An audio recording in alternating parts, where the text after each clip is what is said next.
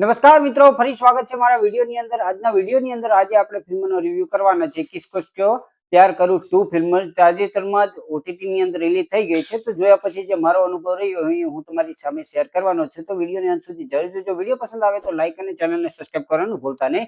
ખાસ કરીને પહેલા તો સ્ટારકાસ્ટની વાત કરીએ તો કપિલ શર્મા સાથે સાથે આયશા ખાન, ત્રિભા, વરીના, પારુલ, નીતાંશી ગોહિલ, ટીકુ દલસાણિયા અને મનજોત સિંહ જોવા મળે છે। આ બધાની જે સ્ટારકાસ્ટ છે જબરદસ્ત અને એક્ટિંગ તો એ પ્રમાણે કોમેડીની અંદર જે રીતની જોતી હોય ને એ ટાઈપની આની અંદર જોવા મળે છે। ખાસ કરીને આ છે 2 કલાક અને 22 મિનિટની ફિલ્મ છે અને કોમેડી અને ડ્રામા ફિલ્મ છે કે જેની અંદર તમને બહુ બધી જગ્યાએ કોમેડી અને ડ્રામા જોવા મળે છે। ખાસ કરીને કપિલ શર્માના જો બહુ બધા આશિક હોય ખાસ કરીને તો એમના માટે તો આ ફિલ્મ મસ્ટ વોચ બની જાય છે। પહેલા એવી ચર્ચા ચાલી રહી હતી કે આ ફિલ્મને ફરી રિલીઝ કરવામાં આવશે કેમ કે ધુરંધરની જે કહેવાય ને કે ધમાલ આવી હતી, મતલબ ધુરંધરનું જે ધુઆંધાર કર્યા હતા બોક્સ ઓફિસ પર, તેના લીધે શું છે કે કિસકો પ્યાર કરું 2 ફિલ્મ છે એ છે ને બહુ કમાણી નથી કરી શકી। ત્યારે એવા સમાચાર તાજા મળી રહ્યા હતા કે આ છે ને હવે ફરીથી ઓટીટી ની અંદર મહિના પછી રિલીઝ કરવામાં આવશે।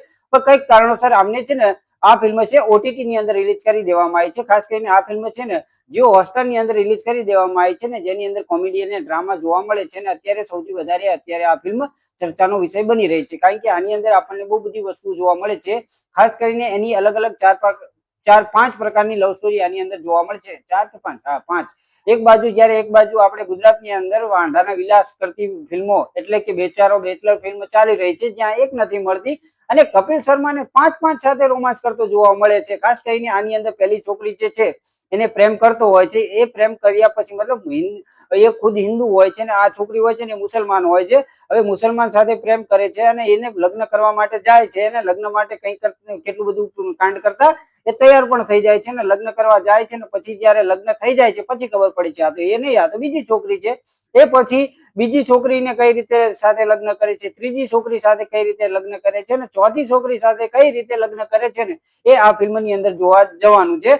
ખાસ કરીને આની અંદર બહુ બધા ધર્મોની વાત કરવામાં આવી છે જેની અંદર હિન્દુ, મુસલમાન, શીખ અને ઈસાઈ બધાય ધર્મની એક છોકરી સાથે પ્રેમમાં પડે, મતલબ કહેવાય કે લગ્ન કરે છે અને એમની સાથેના સંબંધો કઈ રીતે સાચવે છે અને કઈ રીતે બીજાને ખોટું ના લાગે, મતલબ કે ધર્મને પણ કોઈ પણ ધર્મને ખોટું ના લાગે ને એ ટાઈપનું અમને ફીલ કરાયું છે।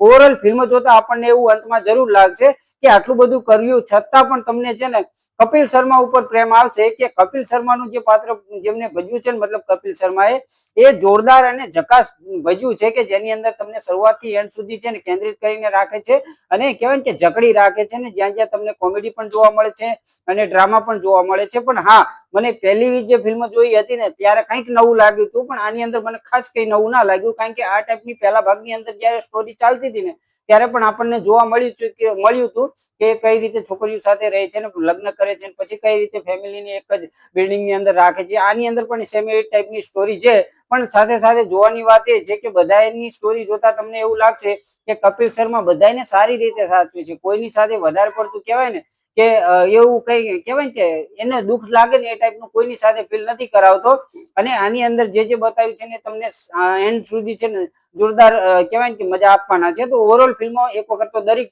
ને જોવા લાયક તો જરૂર છે। આની અંદર કોમેડી અને ડ્રામા રીતે જે વ્યક્ત કર્યું છે ને જોવાની ખૂબ મજા આવે છે। ઓવરઓલ આ ફિલ્મ છે ને દરેકને ખાસ એક વખત જોવાનું તો જરૂર જોવી જોઈએ। બાકી વિડીયોની અંદર કઈ પસંદ આવ્યું હોય તો લાઈક અને કમેન્ટ કરવાનું ભૂલતા નહીં, તમારા મિત્રો સાથે શેર કરવાનું ભૂલતા નહીં। તો મળીએ છીએ આવતા વિડીયોની અંદર, ત્યાં સુધી બધાને જય શ્રી કૃષ્ણ અને જય માતાજી।